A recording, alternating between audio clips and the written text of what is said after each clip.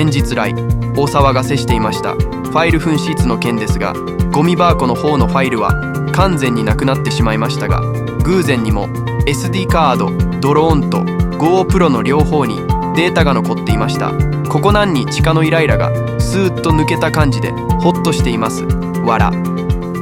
そんな大騒ぎした映像が今回の晩秋の日光霧降高原と六方沢のドローン映像です。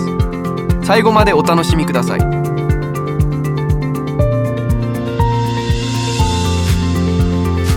霧降高原駐車場、栃木県日光市ところのから日の出と紅葉をカメラに収めようと押し寄せた大勢の人たちが駐車場から溢れ出し、U ターンして栗山日光線の狭い路肩に車を止めてガードレール越しに撮影を始めるのは仕方ないとしても、当たり構わず止める若者たちの車が後続車の通行の妨げとなり、やむなく逆走を始める車が続出。そんな車の中の1台が見通しの悪いカーブを逆走、間一髪のところで僕の車と正面衝突といった場面に、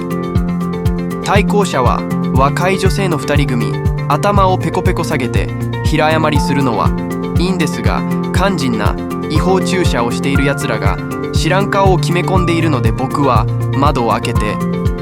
そいつらに対し、てめえら変なところに止めてるとぶつけるぞって怒鳴ると、慌てて数台の車の運転手が車に戻ってきました。集団心理が働くのか、他の人が止めているんだから自分の車1台くらいなら大丈夫だろうって思うのかわからないが、さすがにぶつけるぞって大声を張り上げられたらやばいって思うのかもしれない。わら。ということって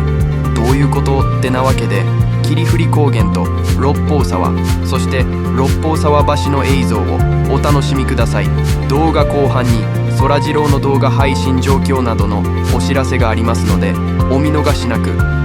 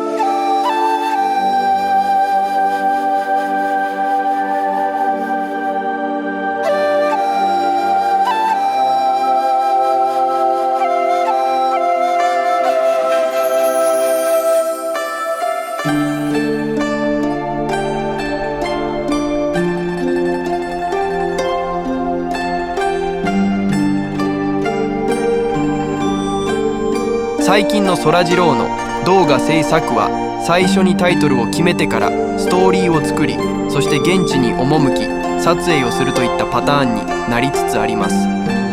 この方法がいいのか悪いのか分かりませんが、映像を撮るときにはストーリーが決まっているので自然と構図が決まるので、個人的にはやりやすいと思っています。ということでチャンネル登録をして今後の動画配信をお楽しみいただきたいと思います。